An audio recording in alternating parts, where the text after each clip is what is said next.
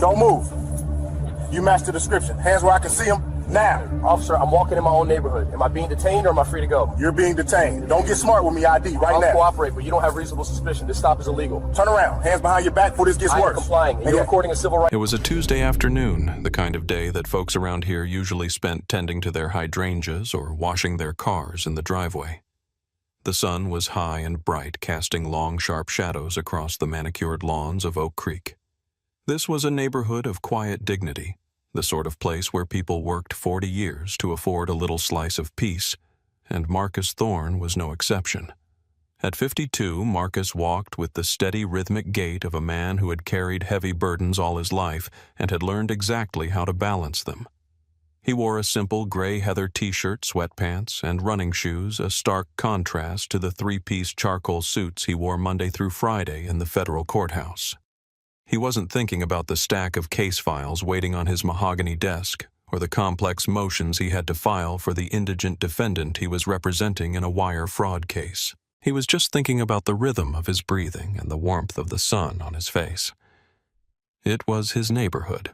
He knew Mrs. Gable at number 402, who always overwatered her petunias, and he knew that old Mr. Henderson at the corner needed to fix his fence before the HOA sent another letter. Marcus turned the corner onto Willow Lane, just 3 blocks from his own front door. He wiped a bead of sweat from his forehead, enjoying the exertion. That was when the silence shattered. A siren blipped short, aggressive and authoritative. It wasn't the wail of an ambulance or the roar of a fire truck. It was the whoop-whoop of a police cruiser demanding immediate submission. Marcus didn't flinch, but his heart rate spiked. A physiological reaction drilled into him not by his profession, but by his existence as a black man in America. He slowed his pace, assuming the cruiser was speeding past him to a domestic disturbance or a medical emergency further down the road. The cruiser didn't pass. The black and white SUV swerved sharply toward the curb tires crunching against the gravel and leaves in the gutter cutting off Marcus's path with a predatory suddenness. The vehicle rocked on its suspension as it came to a halt. Marcus stopped. He didn't put his hands up, not yet, but he moved them slowly away from his body, palms open, visible. He took a deep breath, centering himself. He was a senior federal public defender. He knew the Fourth Amendment better than he knew the back of his own hand. He knew Terry v. Ohio. He knew reasonable suspicion. He knew probable cause. But he also knew that on the street, amid the adrenaline and the heat of the asphalt, the law was often whatever the man with the badge said it was. The driver's door flew open. A pair of polished black boots hit the pavement, followed by a young officer who couldn't have been a day over 28. He was tall, thick-necked, with a buzz cut that looked aggressive and skin that was flushed red, likely from the heat, or perhaps an excess of pre-workout supplement. His name tag read, Kincaid. His hand was already hovering near his holster fingers, twitching, ready to escalate a situation that hadn't even started. "Stay right there." Kincaid barked, his voice cracking slightly with the tension of a man looking for a fight. "Don't you take another step." Marcus stood still, his posture erect, his face an unreadable mask of calm. He looked the young officer in the eye, not with defiance, but with an intense, studying gaze. He was analyzing the threat level. Rookie, Marcus thought. Insecure. Dangerous. "Good afternoon, officer." Marcus said, his voice a deep baritone, steady and controlled. "Is there a problem?" "I asked you to stop," Kincaid shouted, closing the distance between them. He walked with his chest puffed out, invading Marcus's personal space, trying to provoke a reaction. "We've had reports of suspicious activity in this area. Break-ins, prowlers." Marcus looked around the sun-drenched street. A sprinkler hissed on a nearby lawn. A dog barked in the distance. It was the middle of the day. "I live 3 blocks that way, officer," Marcus said, nodding his head slightly to the left. "I'm just getting my exercise in before dinner." Kincaid sneered, looking Marcus up and down. He saw the sweatpants. He saw the sweat. He didn't see the law degree from Yale. He didn't see the federal badge and the wallet tucked into Marcus's back pocket. He saw a profile that fit a narrative in his head. "You live here." Kincaid let out a sharp, mocking laugh. "Yeah, sure you do, pal. And I'm the King of England. Let's see some ID." The demand hung in the air, heavy and unlawful. Marcus knew the statutes. In this state, this was a stop-and-identify jurisdiction. Only if there was reasonable suspicion that a crime had been, was being, or was about to be committed.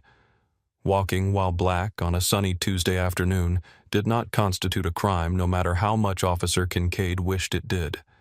Marcus remained perfectly still.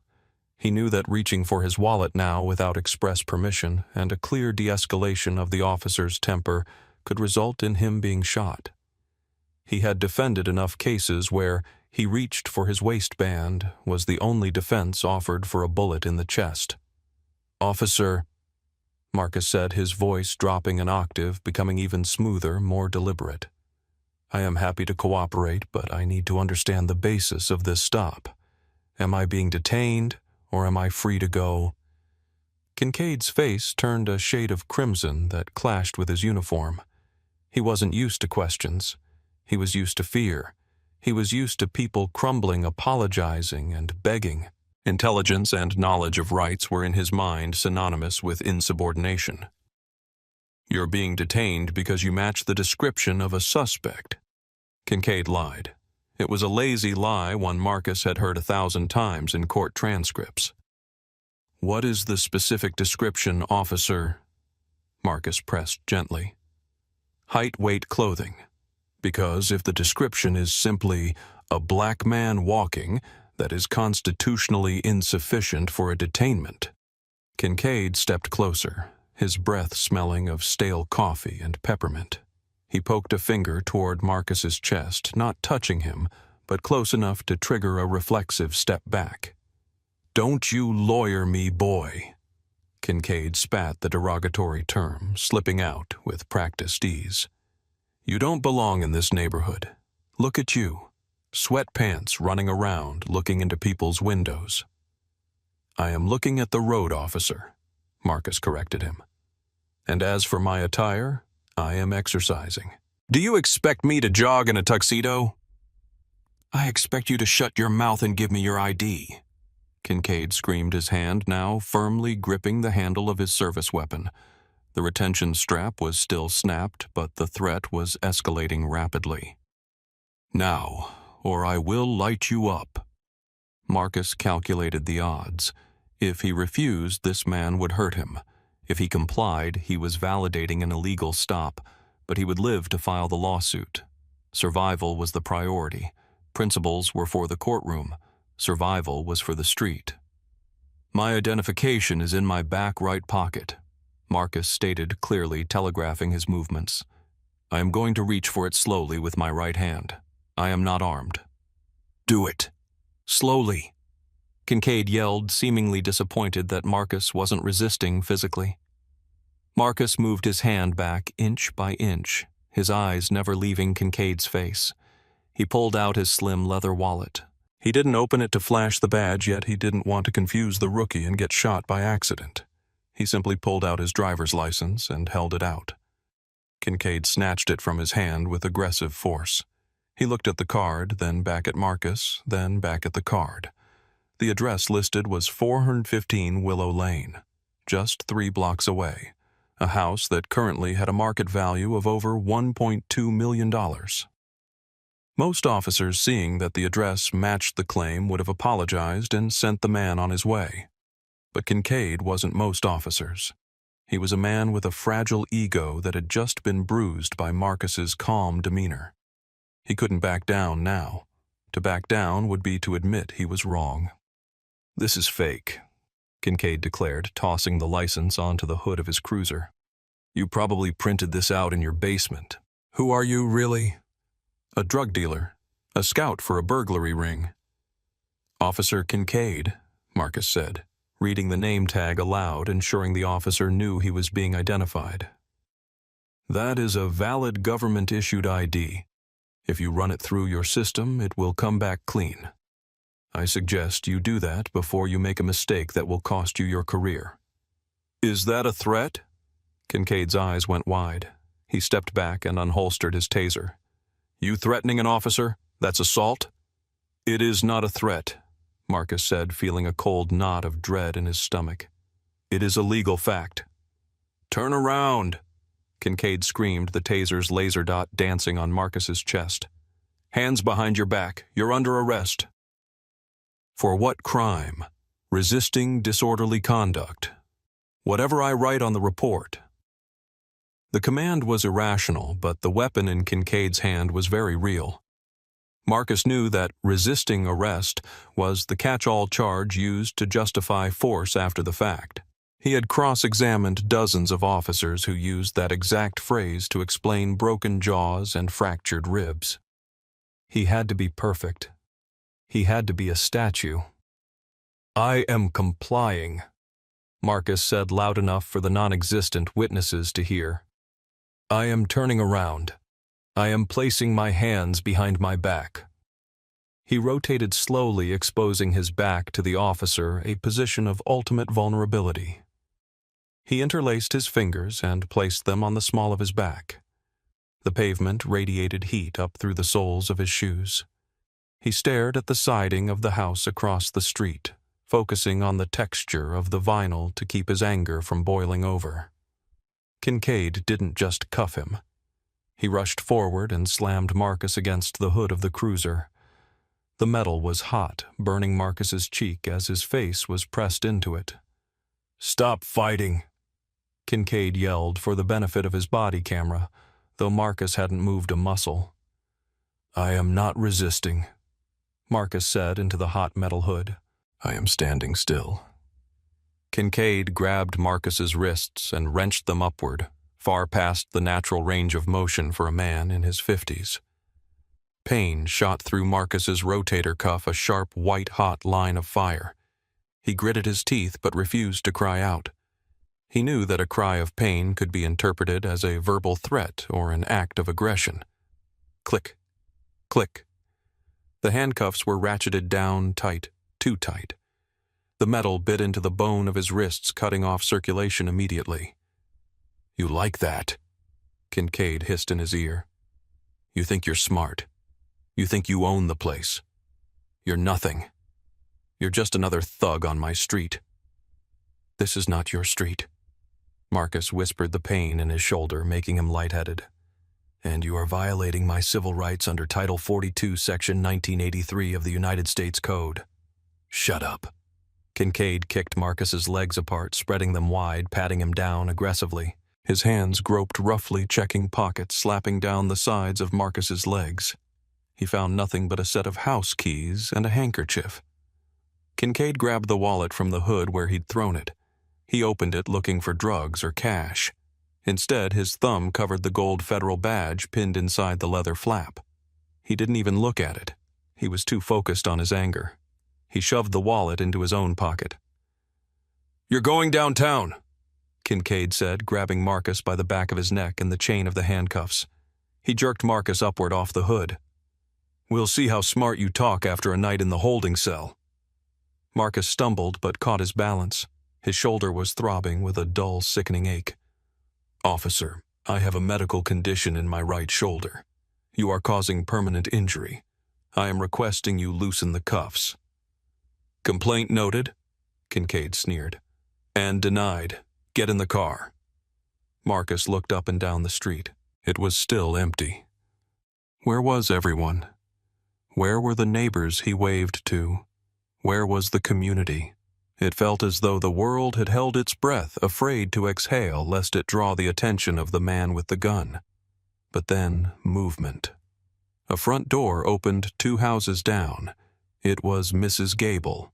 She was 74 years old, a retired school teacher who walked with a cane and wore floral print dresses regardless of the season.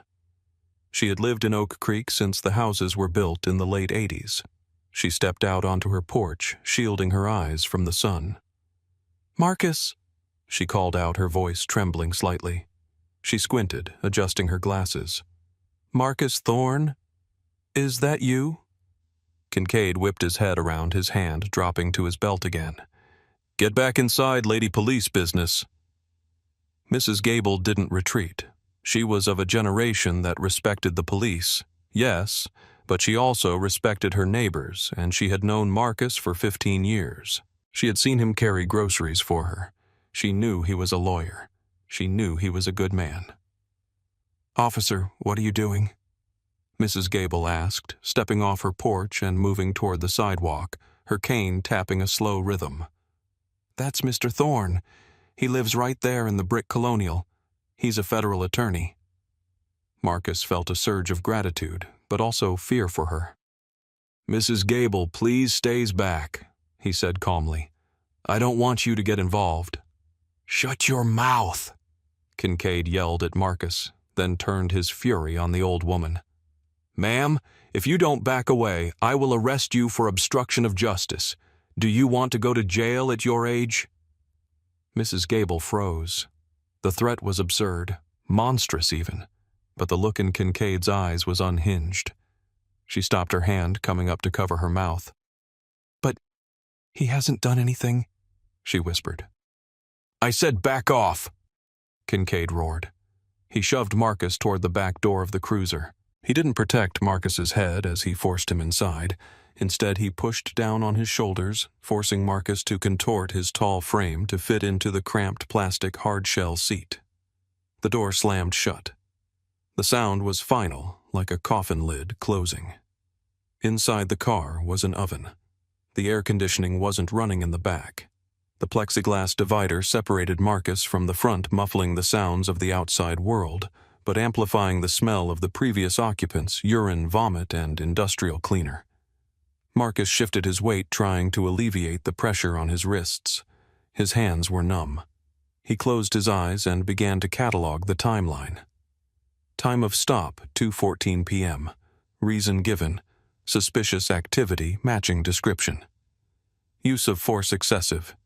Injuries, rotator cuff potential nerve damage in wrists. Witnesses, Mrs. Evelyn Gable.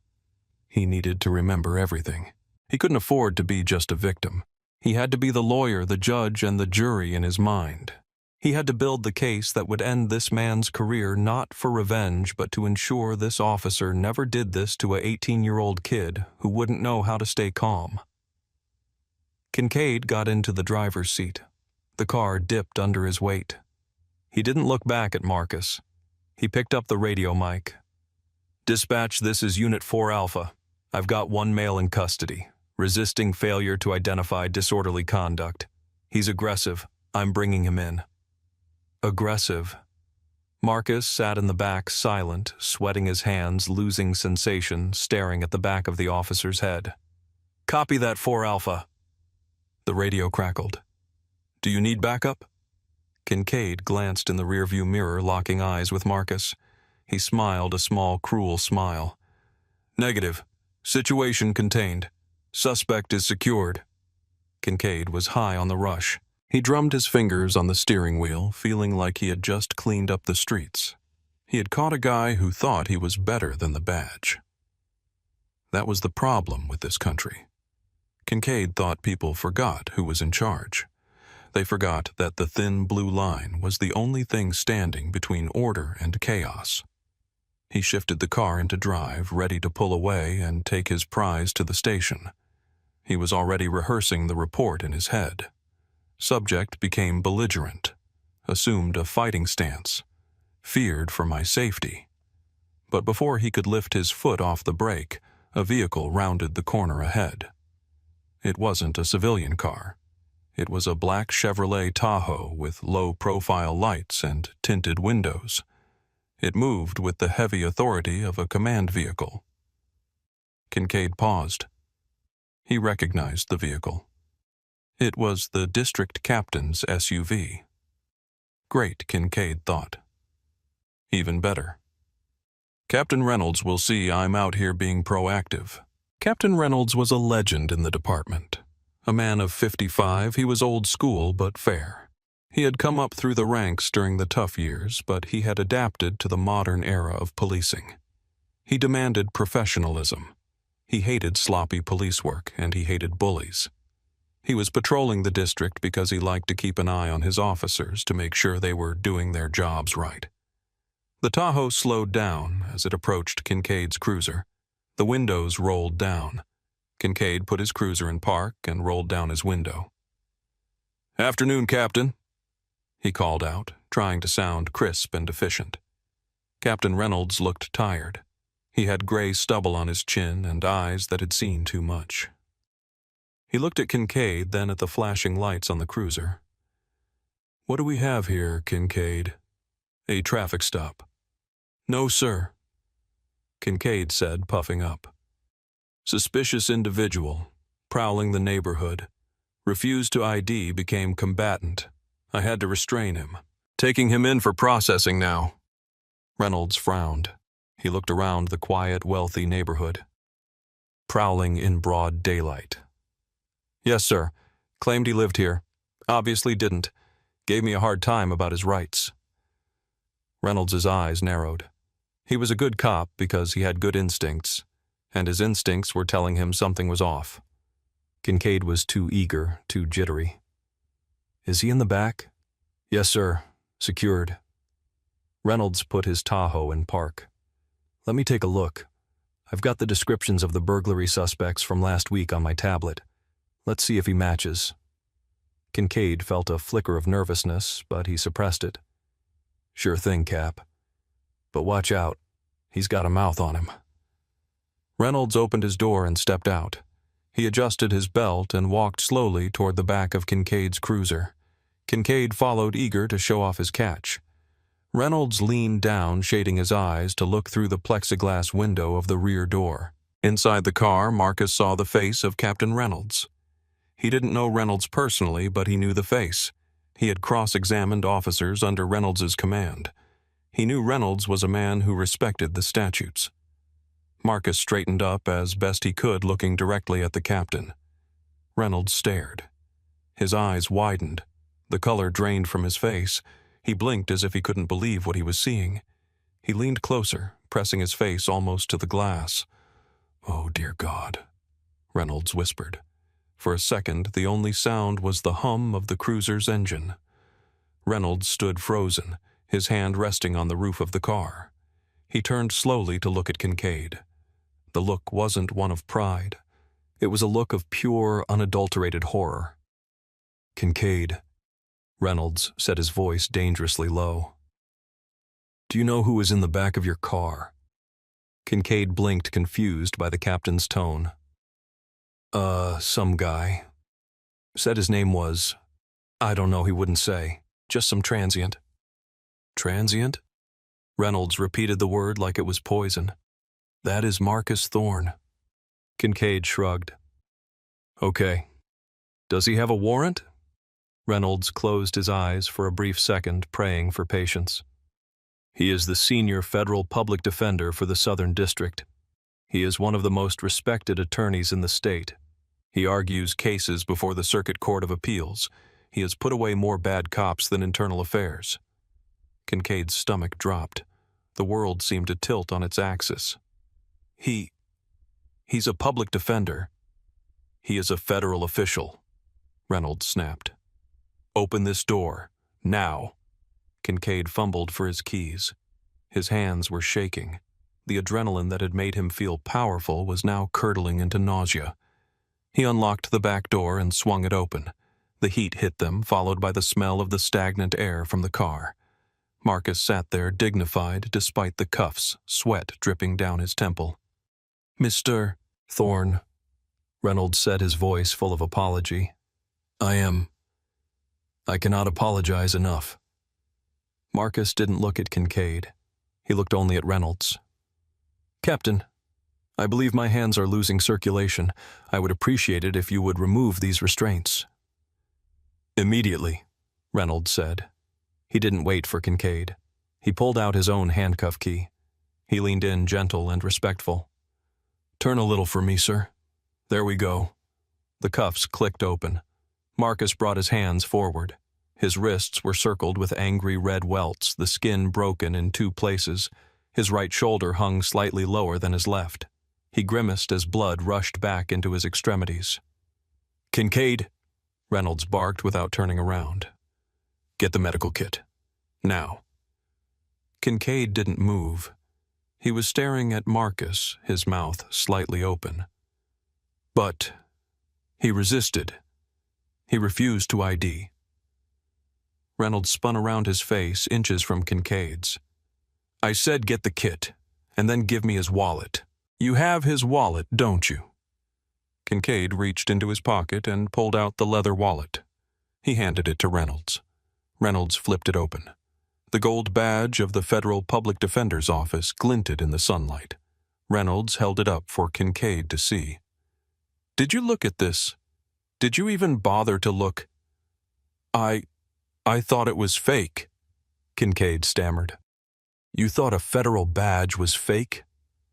Reynolds shook his head. "You are done, Kincaid. You are absolutely done." Marcus stepped out of the car. He was stiff and his shoulder was screaming in pain, but he stood tall. He brushed the dust off his sweatpants. He took a deep breath of the fresh air. He looked at Kincaid. The young officer looked small now.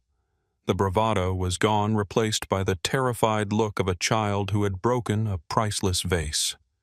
"Captain," Marcus said, his voice raspy but firm, "I want to be clear about what happened here. I was walking. I was stopped without probable cause. I was profiled. I was assaulted." "I denied nothing, Mr. Thorne," Reynolds said. "Everything you say is being recorded on my body cam as well. I am documenting your injuries." Marcus turned to Kincaid. "Officer Kincaid, you asked me earlier if I knew the law. Let me educate you." Kincaid couldn't meet his eyes. He looked at the ground. "Title 18, United States Code, Section 242. Marcus recited from memory, his voice gaining strength. "Deprivation of rights under color of law. It is a federal crime for anyone acting under color of law to willfully deprive a person of a right or privilege protected by the Constitution." Marcus took a step closer. "You didn't just stop me. You assumed my guilt based on my appearance. You ignored my residence. You ignored my neighbors.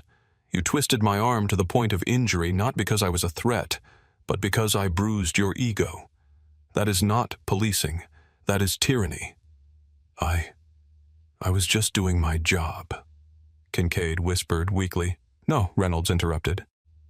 "Reynolds, you were not. Policing requires judgment. It requires humanity. You showed neither." Reynolds turned to Marcus. "Mr. Thorne, do you want an ambulance?" "No," Marcus said. "I want to go home. I live 3 blocks away. But before I go, I want his badge number and his supervisor's name, which I assume is you on record." "You have it," Reynolds said. He turned to Kincaid. "Give me your badge and your gun. You are relieved of duty pending an internal investigation." Kincaid's hands shook violently as he unbuckled his gun belt. He unpinned the badge from his chest. He handed them to Reynolds. Without the uniform's authority, he looked like exactly what he was, a scared, ignorant young man who had made a catastrophic mistake. "Mr. Thorne," Marcus said, correcting himself. "Actually, I will take that ride to the ER. I need these injuries documented by a physician for the lawsuit." Reynolds nodded grimly. "Understood. I'll drive you myself." The ride to the hospital was quiet. Reynolds didn't try to make small talk. He knew there was nothing he could say to fix this. When they arrived, Reynolds waited while Marcus was examined. The diagnosis was a severe rotator cuff sprain and nerve compression in both wrists. He would need physical therapy for months. He would have trouble holding a pen, trouble lifting his arm to argue in court. When Marcus walked out of the exam room, his arm in a sling, Reynolds was waiting. "I am sorry," Reynolds said. It was simple, but it felt sincere. "I know that doesn't change what happened, but I am sorry." Marcus looked at the captain. He saw a man who was tired of the bad apples ruining the orchard. "Captain," Marcus said quietly, "if you hadn't come by, if you hadn't recognized me, what would have happened?" Reynolds didn't answer immediately. He looked at the floor tiles. "He would have booked you. You would have spent the night in jail. You would have been charged with resisting." And if I wasn't a lawyer, Marcus asked. If I was just a 19-year-old kid walking home from school or a construction worker, what then? I don't know, Reynolds admitted. And that keeps me up at night. It should, Marcus said. That young man Kincaid, he didn't see me. He saw a ghost. He saw a fear he had been taught. Until you can teach your officers to see the human being before they see the suspect, this will keep happening, and next time there won't be a Captain Reynolds to stop it. Reynolds nodded. We're going to use the footage of this stop for training. If you allow it, it will be mandatory viewing. Use it, Marcus said. Show them what it looks like when the system fails. Marcus walked out of the hospital doors into the late afternoon sun. The day was still beautiful. The birds were still singing. But the world felt different now. He felt the weight of his skin, the weight of the history he carried. He was a federal public defender, a man of stature, yet it had taken only seconds to reduce him to a body on the hood of a car. He thought of Kincaid. He didn't hate the boy. He pitied him. He pitied a man so blinded by prejudice that he couldn't see the dignity standing right in front of him. Marcus stood on the curb waiting for his wife to pick him up. The pain in his shoulder was a dull throb, a constant reminder of the day's events. He watched the cars pass by people going home to their families, safe in their bubbles. He realized that freedom is not a permanent state. It is a fragile thing maintained by vigilance and empathy. The law is only as good as the people who enforce it. If we judge a book by its cover, we risk burning the library. How many times must this scene play out before we learn to look each other in the eye? When will we stop assuming the worst in our neighbors? Let me know your thoughts in the comments below. I read every single one.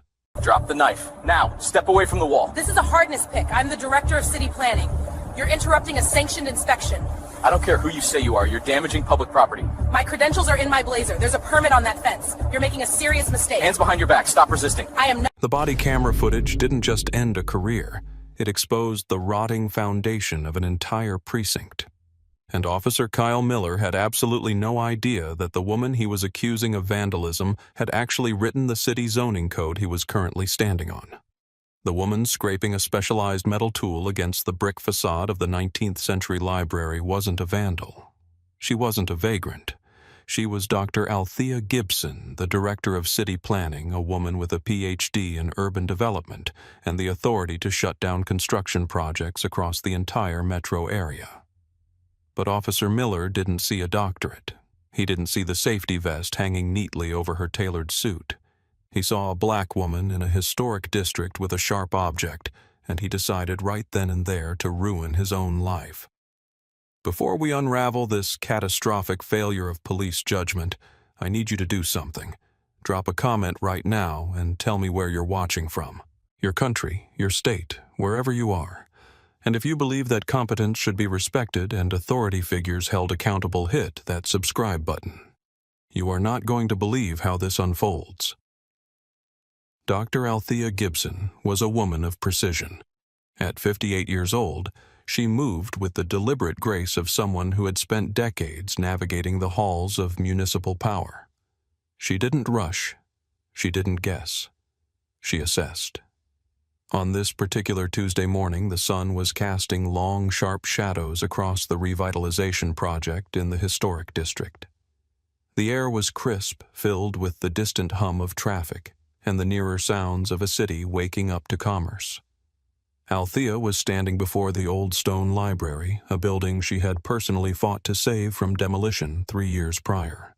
She was holding a Mohs hardness pick, a specialized geological tool used to test mortar consistency.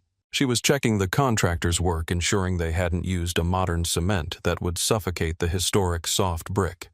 It was a technical, precise task that required focus. She heard the crunch of boots on gravel behind her. She didn't turn immediately. She finished her stroke, noting the way the lime mortar dusted off perfect consistency. Only then did she pivot, expecting to see her foreman Jim returning from his coffee run. Instead, she found herself facing a uniform. Officer Kyle Miller was 27 years old with a high and tight haircut and a posture that screamed he was looking for action in a quiet neighborhood. He had been on the force for 4 years, long enough to be confident, but not long enough to be wise. His hand was resting near his holster, his thumbs hooked into his duty belt. He wasn't smiling.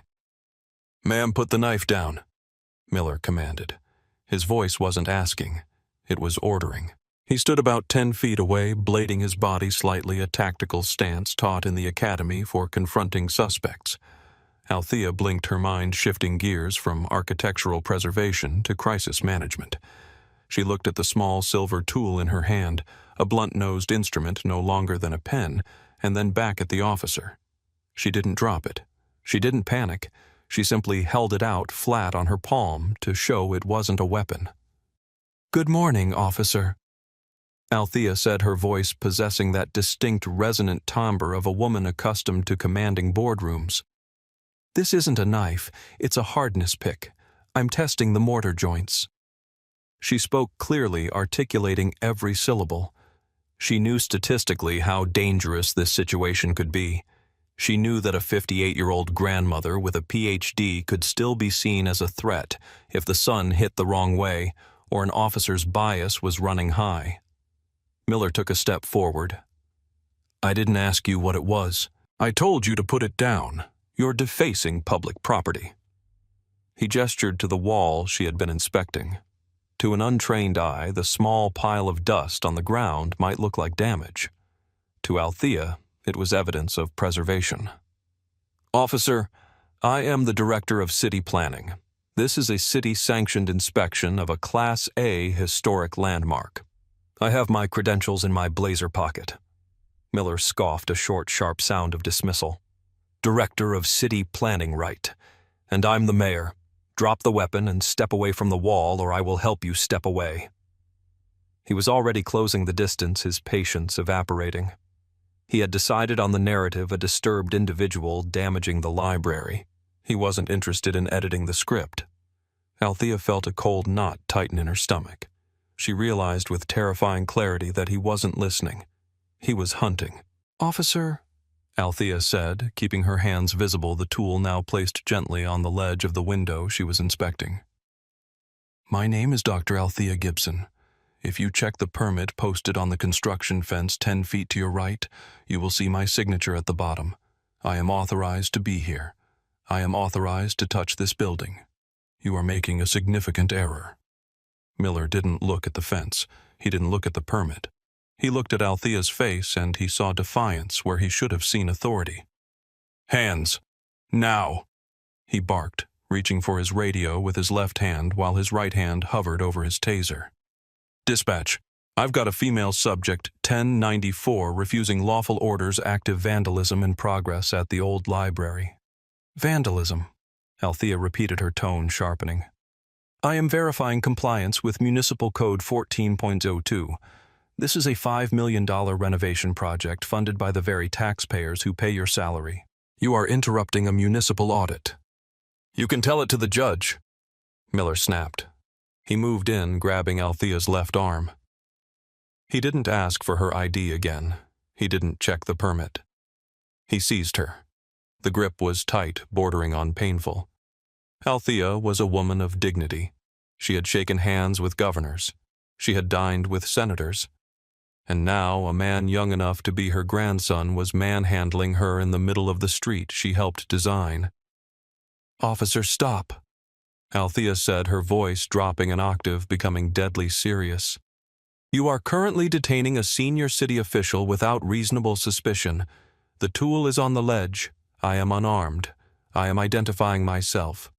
If you put handcuffs on me, you will be violating department policy on discretion and probable cause, and you will be initiating a chain of events you cannot stop." "Stop resisting," Miller yelled, playing to an audience that wasn't there yet, though a few pedestrians were starting to stop on the sidewalk across the street. He twisted her arm behind her back. Althea winced, but didn't pull away. She knew the drill. Pulling away was resisting. Flinching was assault. She had to be a statue made of flesh and bone and righteous fury. I am not resisting. Althea narrated loud enough for the gathering witnesses to hear. I am complying under duress. I am informing you that you are making a false arrest.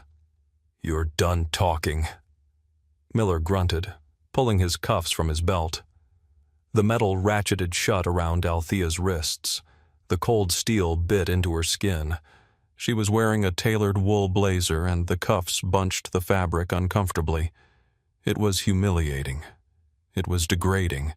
And it was all being captured by the camera mounted on Miller's chest, the unblinking eye that would eventually hang him. Just then, the construction crew returned from their lunch break. Jim, the foreman, a burly man in his 50s with dust in his beard, rounded the corner of the building. He stopped dead in his tracks. He saw his boss, the woman who signed his paychecks and approved his permits, in handcuffs. He saw a young cop pushing her toward a patrol car. "Hey!" Jim yelled, dropping his sandwich. Whoa, what are you doing? That's the director." Miller whipped his head around. "Back off. This area is a crime scene." Crime scene. Jim looked at Althea, then at the wall, then at Miller. "She's the boss. She's inspecting the mortar. We've been working here for 6 months. Are you out of your mind? Sir, interfere and you're next." Miller warned, his adrenaline spiking. He felt surrounded now. He felt like he was losing control, so he clamped down harder. He shoved Althea toward the back seat of his cruiser. Althea caught Jim's eye. She didn't look scared. She looked like she was memorizing details for a lawsuit. "Jim," she said calmly, "call the office. Tell them I'm being transported to the 4th precinct. Do not intervene. Just make the call." "Get in," Miller said, pushing her down into the hard plastic seat. The smell of the patrol car hit her stale coffee sanitizer and sweat. The door slammed shut, sealing her in. Through the plexiglass partition, she watched Miller storm around to the driver's side. He looked energized, pumped up. He thought he had taken down a belligerent vandal who was harassing a work crew. He sat in the driver's seat, breathing heavily. "You're in a lot of trouble, lady," Miller said, glancing at her in the rearview mirror. "Destruction of public property is a felony when it's a historic building." Althea sat perfectly straight despite her hands being cuffed behind her back. She stared directly into the rearview mirror, meeting his eyes. "Officer Miller," she said, reading his name tag. "I want you to remember this moment. I want you to remember that I offered you my identification. I want you to remember that I pointed out the permit, because by the time the sun sets today, you are going to wish you had simply looked at the piece of paper on the fence." Miller laughed. He actually laughed. "Yeah, everyone's got a lawyer. Everyone's important. Sit tight. It's a short ride." He put the car in drive and pulled away from the curb. Althea closed her eyes for a brief second, centering herself. She wasn't just angry. She was disappointed. She had worked for 30 years to build a city where the law was applied fairly, where systems worked for the people. And in 10 minutes, one arrogant man had shown her just how fragile that system really was. She began to count the blocks to the station. She knew the route by heart.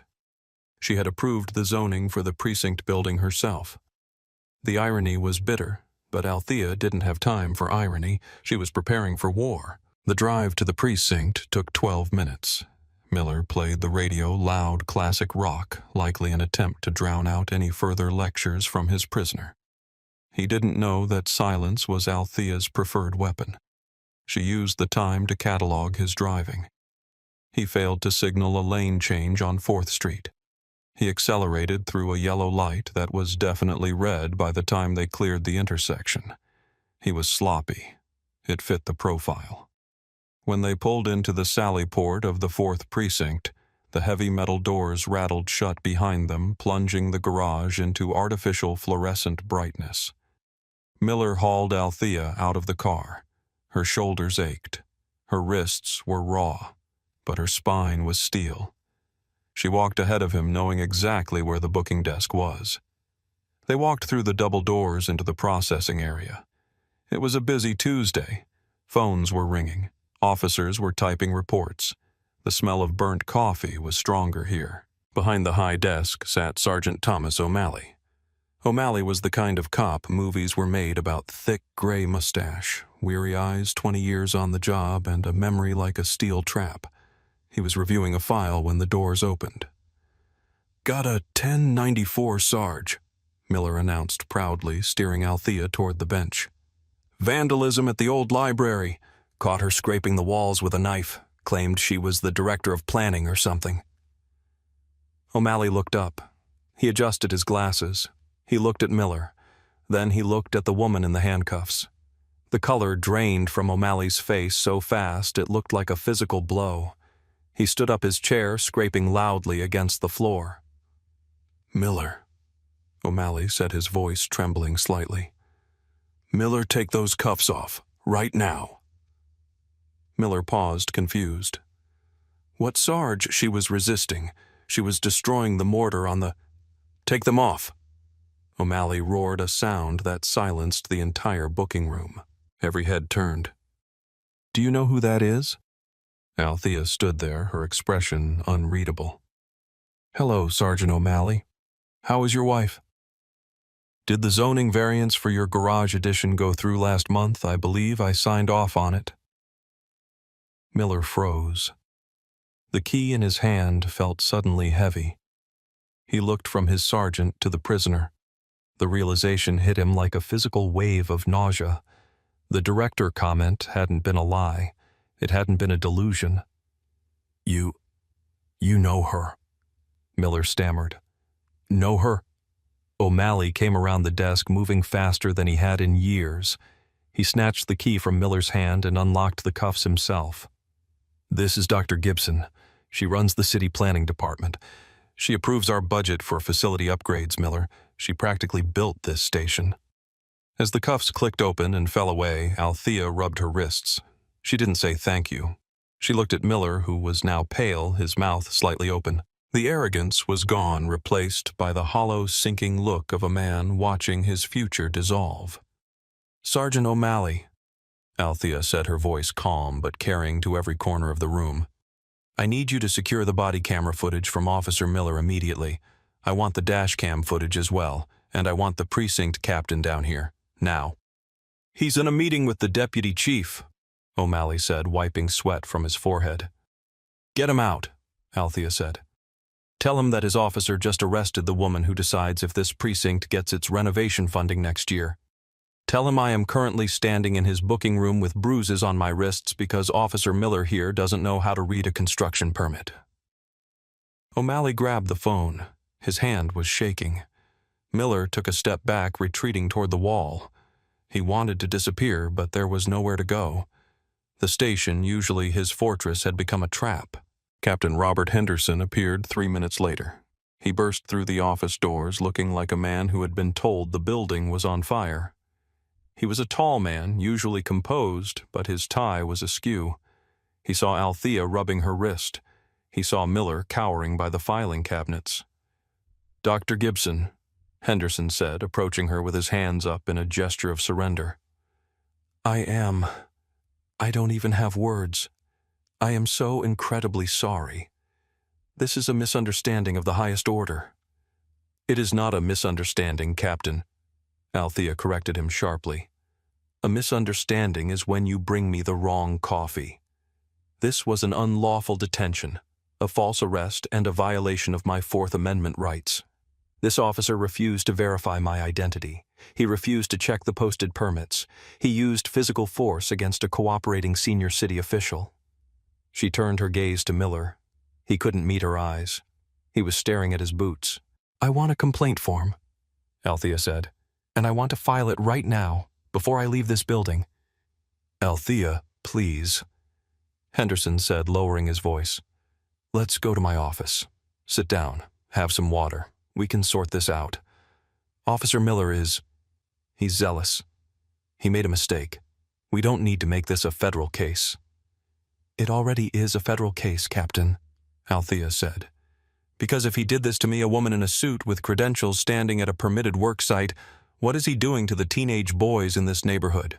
What is he doing to the people who can't call the captain out of a meeting? I'm not filing this complaint for me. I'm filing it for everyone else. He stopped. She pointed to the camera on Miller's chest. "Is that recording?" "Yes, ma'am," Miller whispered. "Good. Save it. Flag it. If a single second of that footage goes missing, Captain, I will sue this department for spoliation of evidence, and I will personally ensure that the City Council reviews every dime of your operating budget." The room was deadly silent. The other officers were pretending to work, but they were listening to every word. They knew the hierarchy of the city. Police had power, yes, but the people who controlled the land, the zoning, and the money, they had a different kind of power, a slow, crushing power. "You have my word," Henderson said stiffly. "The footage will be preserved. Officer Miller, surrender your badge and gun. You are placed on administrative leave pending an immediate internal investigation." Miller's hands shook as he unholstered his weapon. He placed it on the counter, then his badge. The sound of the metal hitting the laminate was the only sound in the room. He looked at Althea one last time. There was no defiance left, just fear. Althea didn't smile. She didn't gloat. She filled out the complaint form right there at the sergeant's desk, her handwriting precise and neat. When she was finished, she handed it to O'Malley. "I expect a copy of the incident report by 5:00 p.m., she said. She walked out of the precinct the same way she had walked into the historic district that morning, head high, purposeful, unstoppable. She took an Uber back to the job site, retrieved her hardness pick from the ledge where she had left it, and finished her inspection. The mortar was indeed perfect. The fallout was swift and brutal. The body camera footage was released to the media following a Freedom of Information Act request filed by the local newspaper. The video went viral within hours. The contrast was stark, the calm, professional black woman citing municipal codes and the aggressive, dismissive young officer escalating a non-existent conflict. Public outrage was immediate. The comments section of the news sites exploded. "She's the planning director. How could he be so stupid? This is what we deal with every day. If she wasn't who she was, she'd be in jail right now." The internal investigation dug deep. It turned out Althea's intuition was right. Miller's personnel file showed a pattern, a disproportionate number of stops in gentrifying neighborhoods, a high rate of disorderly conduct arrests that were later dismissed for lack of evidence. He had a history of profiling people who didn't look like they belonged. He was a lawsuit waiting to happen, and the department had ignored the warning signs until he targeted someone who could fight back. 6 weeks later, the disciplinary hearing was concluded. Officer Kyle Miller was terminated for cause. His defense that he was protecting the neighborhood crumbled when the investigation revealed he had ignored 3 separate offers of identification from Althea. The bad apple argument didn't hold up when the public saw how easily the other officers at the scene had deferred to his aggression until it was too late. The city settled Althea's civil rights lawsuit for $450,000. It was a significant sum intended to make the problem go away quickly. But Althea wasn't interested in a quiet retirement. She took the entire check, every cent of it, and established the Gibson Historic Preservation Scholarship. The fund was dedicated to training inner-city youth in the trades of historic restoration, masonry, carpentry, stained glass repair. At the press conference announcing the scholarship, Althea stood at a podium in front of the old stone library. The sun was shining on the brickwork she had saved. She looked out at the cameras, at the community, and at the new recruits from the police academy who had been ordered to attend. "Justice isn't just about punishing the wrongdoer," Althea told the crowd. "It's about fixing the broken thinking that allowed the wrong to happen. Officer Miller saw a vandal because he couldn't imagine a black woman as an architect of this city. We are here to change that imagination. We are here to build not just buildings, but a future where competence is recognized regardless of who wears it."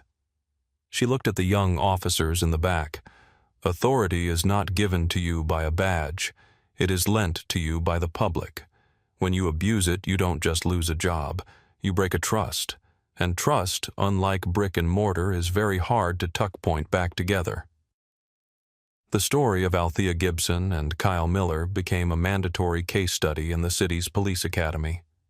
They called it The Gibson rule: verify before you vilify. It was a simple lesson, bought at a high price. Althea continued as director for another 5 years. Every time she inspected a site, every time she held that hardness pick, she remembered the weight of the handcuffs. It was a reminder that no amount of education, no title, and no suit could fully insulate her from the realities of bias. But it was also a reminder that standing your ground, knowing your rights, and demanding accountability could change the world, one officer and one precinct at a time. What is your biggest takeaway from this story? Do you think the settlement was enough, or should the leadership have faced consequences too? Let me know in the comments below. And if you believe in justice and accountability, share this story with someone who needs to hear it. Don't forget to like and subscribe for more stories that expose the truth. Until next time, stay safe and know your rights.